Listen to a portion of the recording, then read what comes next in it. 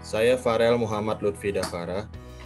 Di sini saya akan menjelaskan tentang bunga modal atau yang disebut dengan compound interest. Compound interest adalah bunga yang dihitung berdasarkan jumlah pinjaman pokok ditambah bunga yang diperoleh sebelumnya. Rumus bunga majemuk dihitung setelah tenor sebelumnya dipenuhi. Berbeda dengan simple interest atau bunga tunggal. Compound interest atau bunga berbunga mengacu pada pembayaran bunga atas dana pokok dan bunga yang terakumulasi dari waktu ke waktu. Bila bunga modal untuk setiap periode, tahun, bulan, atau yang lain-lainnya, dihitung berdasarkan jumlah modal pada awal periode ditambah bunga modal pada periode tersebut. Maka, bunga modal ini disebut bunga modal majemuk. Dalam perhitungan bunga secara majemuk, bunga pada setiap periode dihitung dari jumlah pinjaman pada awal periode tersebut. Ini berbeda dengan bunga sederhana, di mana bunga selalu dihitung dari jumlah pinjaman awal. Karena bunga dihitung dari jumlah pinjaman pada awal setiap periode, di mana jumlah tersebut adalah hasil dari akumulasi bunga periode sebelumnya. Maka bunga majemuk disebut juga bunga berbunga.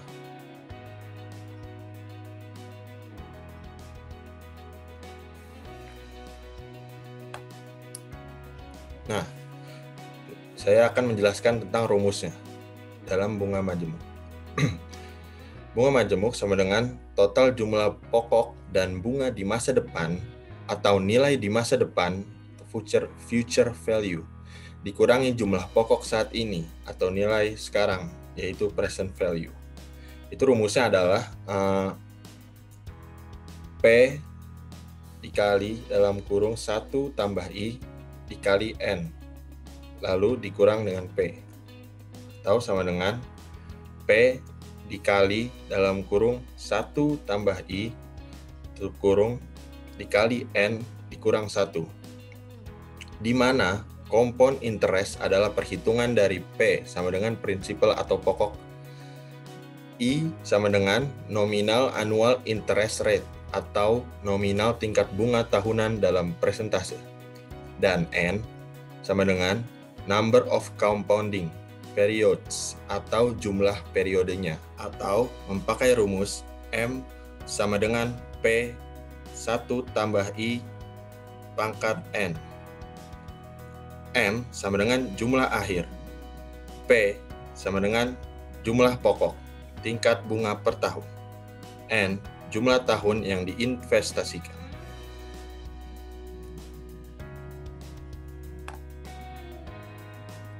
Contoh soal pertama. Ambil pinjaman 3 tahun sebesar 10 juta dengan tingkat bunga 5% yang digabungkan setiap tahun. Berapa jumlah bunga majemuknya? Yaitu adalah 10 juta dalam kurung 1 tambah 0,005 kurung dikali 3 dikurang 1 sama dengan 10 juta dikali 1,1576225 dikurang 1. Itu sama dengan Rp1.576.250. Dengan menggunakan contoh di atas, maka tampak jelas bahwa compound interest adalah bunga yang juga mempertimbangkan akumulasi dari bunga di periode sebelumnya. Jumlah bunga tidak sama untuk setiap tahunnya dalam 3 tahun tersebut. Sementara, total bunga yang dibayarkan selama periode 3 tahun pinjaman adalah sebesar Rp1.576.250 pada akhir setiap tahun. Lanjut ke soal kedua. Jika uang 1 juta diinvestasikan di deposito dengan bunga 5% setahun, setiap ada bunga, maka hasil bunga menjadi pokok berikutnya. Hitung hasil investasi deposito dari tahun ke-1 sampai tahun ke-5. Tahun ke-1 yaitu sama dengan 1 juta ditambah 50.000 sama dengan 1.050.000.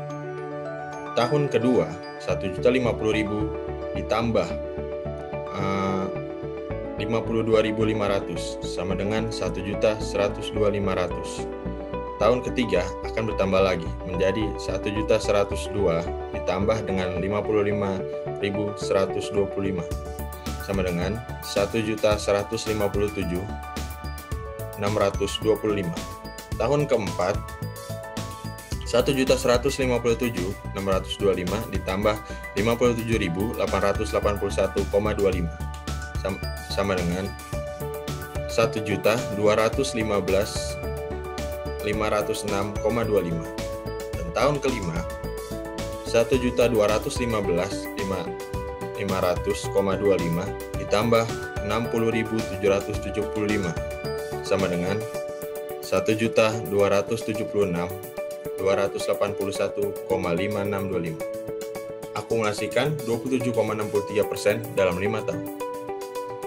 Bila suku bunga deposito 10%, maka dalam 5 tahun uang 1 juta akan menjadi 1.610.510 dengan akumulasi 61,05% dalam 5 tahun. Bila suku bunga deposito 20 tahun, maka dalam 5 tahun uang 1 juta akan menjadi senilai 2.488.320 dengan akumulasi 148,83% dalam 5 tahun. Jadi, semakin besar persentase perolehannya, maka efek bunga majemuk akan semakin besar. Efek serupa juga didapat dari lama waktu yang untuk berinvestasinya.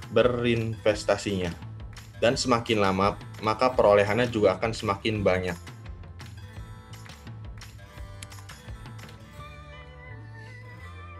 Contoh soal 3. Diketahui pinjaman pokok sebesar 500.000. Jangka waktunya adalah 5 tahun dan suku bunganya sama dengan 10%. Saya akan menjelaskan tentang cara yang pertama, yaitu dengan cara satu-satu tahunnya kita hitung. Tahun pertama, I sama dengan P dikali 1, P dikali I sama dengan 500.000 dikali 10%, menjadi 50.000. Di tahun kedua, P2 sama dengan P1 ditambah I1, sama dengan 500.000 ditambah 50.000, menjadi 550.000. I2 sama dengan P2 dikali I, menjadi 550.000 dikali 10%, dan hasilnya adalah 55.000.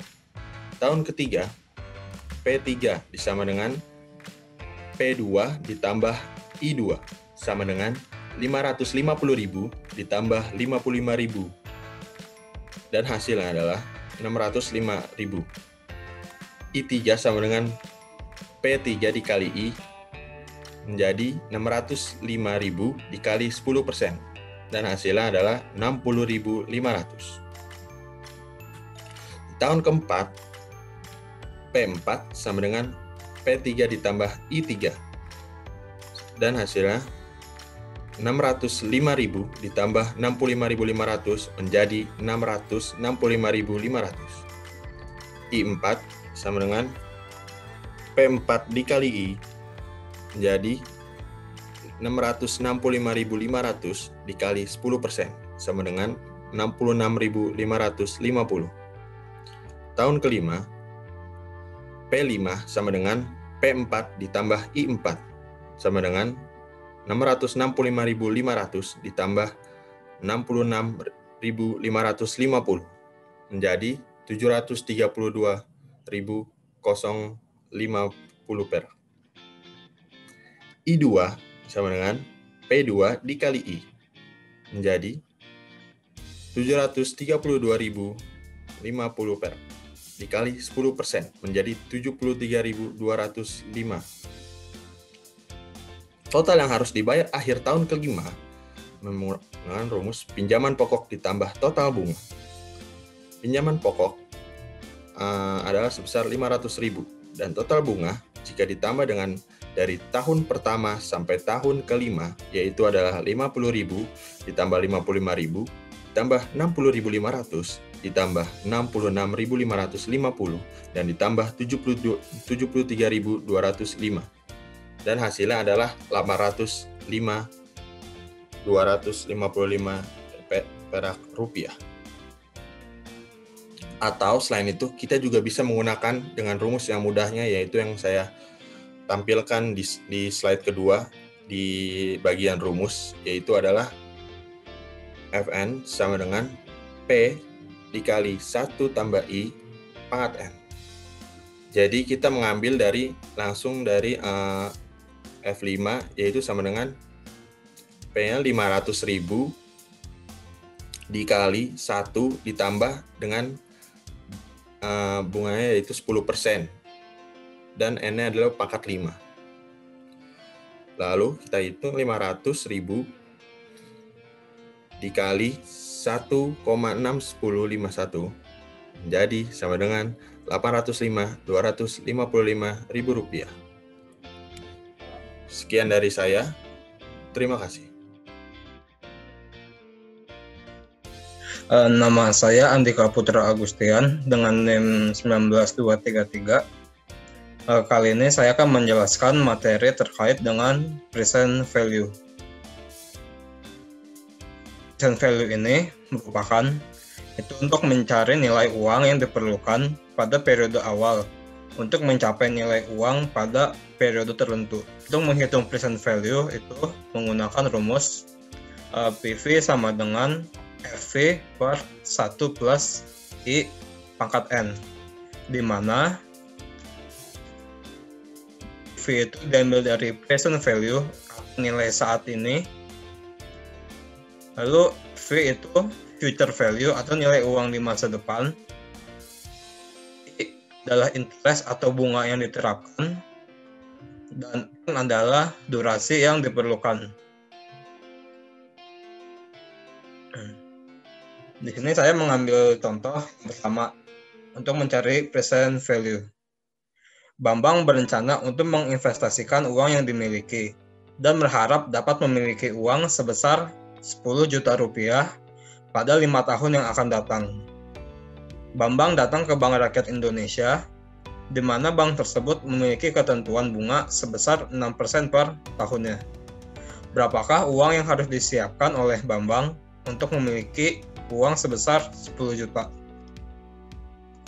Pertama, kita gunakan rumus present value yang tadi, di mana future value di sini ambil dari uang yang diinginkan oleh Bambang itu sebesar 10 juta.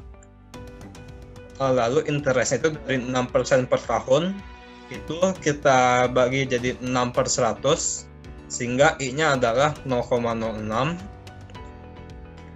Untuk ini diambil dari durasi investasinya di sini adalah selama 5 tahun. Untuk mencari nilai uang sebelum ditambah dengan bunga, maka kita hitung di sini sebesar 10 juta dari future value dibagi 1 tambah 0,06 dari interest, lalu dipangkat 5 dari durasi. Lalu kita hitung lagi. Di tahap kedua, 10 juta dibagi 1,06 itu dari 1 tambah 0,06, lalu kita pangkat 5. Lalu di tahap ketiga, itu 10 juta, future value itu dibagi 1,33. 1,33 ini didapat dari 1,06 pangkat 5. Lalu di tahap terakhir kita hitung 10 juta dibagi 1,33, hasilnya itu berapa? Hasilnya itu 7.518.796,99. Berarti Bambang harus menyiapkan uang sebesar 7.518.796 untuk mendapatkan uang sebesar 10 juta di 5 tahun yang akan datang.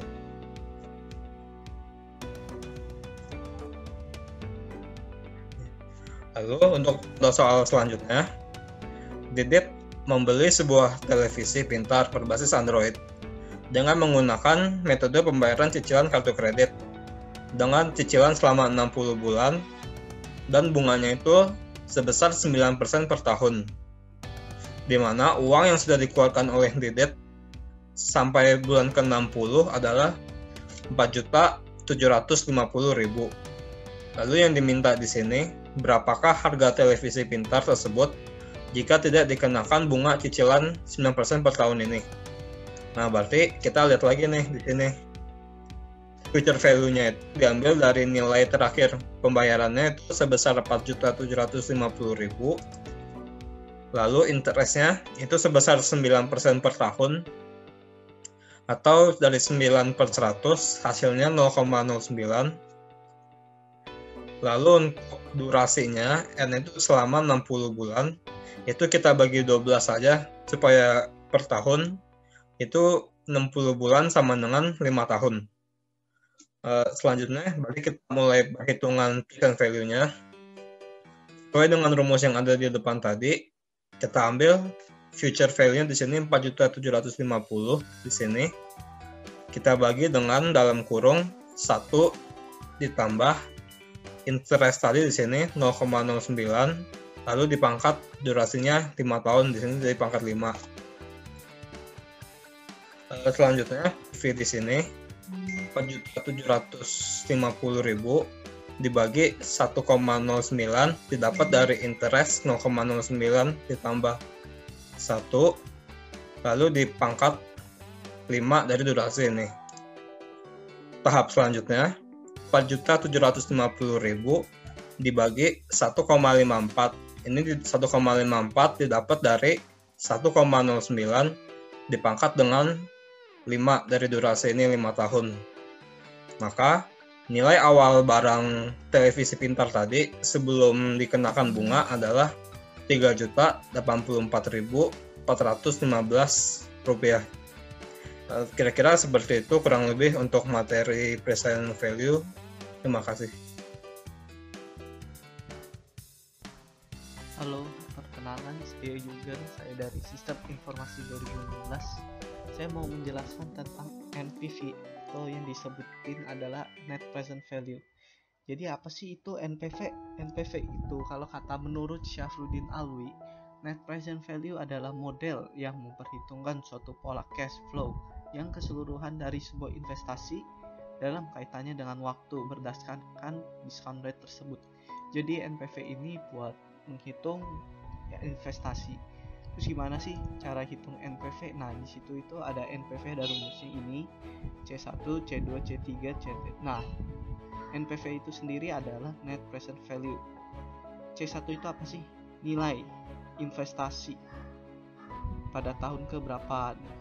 Habis itu ada juga arus kas per tahun, per periode. R itu adalah suku bunga. Jadi nanti ada di soal ada suku bunganya berapa tahun, sebesar 20%, misalnya 30 atau mungkin 40%. Terus di sini ada soal nih, sebuah perusahaan Jakundam ingin membeli sebuah mesin produksi. Diperkirakan untuk harga mesin tersebut adalah 170 juta dengan mengikuti aturan suku bunga dipinjam yaitu sebesar 12% per tahun. Untuk arus kas yang masuk pada perusahaan itu diestimasikan sekitar 60 juta per tahun selama 5 tahun. Hitunglah NPV-nya. Jadi pertama adalah kita harus tahu channel itu apa sih. Nah, channel itu kan tahu nilai investasi pada awal pertama tahun itu diinvestasikan sebesar 170 juta. CT-nya itu apa? CT-nya itu nih di sini sekitar 60 juta per tahun selama 5 tahun. Berarti di sini 60 juta. Terus nah ini R atau ini sebenarnya R per tahun 12%. Discount rate-nya sebesar 12% per tahun. Kenapa sih dijadiin koma? Iya, karena untuk memasukkan ini nanti kan ini kan per tahunnya taruh di sini 0,12. Jadi supaya mempermudah kita bulatin saja. Jadi desimal. Nah, pertama itu kan di sini C1. C1-nya itu apa sih? C1-nya itu adalah 60 juta. 60 juta per tahun. Jadi C1-nya nilai investasi pertama adalah 60 juta per tahun. Jadi di sini udah ada 60 juta per tahun. Terus 170-nya dari mana? Nah, 170 ini C0. Yang pertama kali investasi awalnya itu berapa? Investasi awalnya adalah 170 juta, maka taruh C0. Selanjutnya adalah 1 ditambah R. R-nya itu apa? Suku bunga 0,12. Lalu di pangkat 2, di pangkat 3, di pangkat sampai 5. Kenapa sampai 5? Karena di sini udah diketahui selama 5 tahun. Jadi langsung selama 5 tahun ditambah terus baru 60 dibagi 1,12 contohnya. Terus akhirnya hasilnya seperti ini. 53,57 ditambah 47,8, 3 ditambah 42,71 ditambah 38,13 ditambah 34,05 kurang 170. Jadi berapa hasilnya? Hasilnya adalah segini, 46,41. Jadi hasil NPV-nya dari soal tersebut adalah 46,41. Nah, misalnya nih, kalau ada soal ini kan 60 juta. Gimana kalau misalnya di sini nanti nggak 60 juta per tahun? Misalnya tahun pertama sebesar 60 juta. Terus tahun kedua sebesar 70 juta. Terus tahun ketiga sebesar 80 juta. Tahun keempat besar 90 juta. Terus tahun kelima besar 100. Nah, kan ada tahun pertama 2, 3. Jadi diubahnya ini, tahun pertama itu 60 juta. Nah, tahun keduanya itu 70 juta. Tahun ketiganya itu 20 juta. Tahun ke-9 90 juta. Terus tahun terakhir adalah 100 juta. Nah, jadi tinggal gini aja, berubah. Jadi ini itu biasanya soalnya itu nggak selalu 60 juta. Bukan nggak selalu 60 juta, maksudnya nggak selalu cuma satu. Tetapi bisa jadi gini, 60, 70, 80. Nah, jadi kita tinggal ikutin aja soalnya. Ya, sekian dan dari saya, kira-kira semoga dapat dimengerti dan dapat membantu tugas. Terima kasih.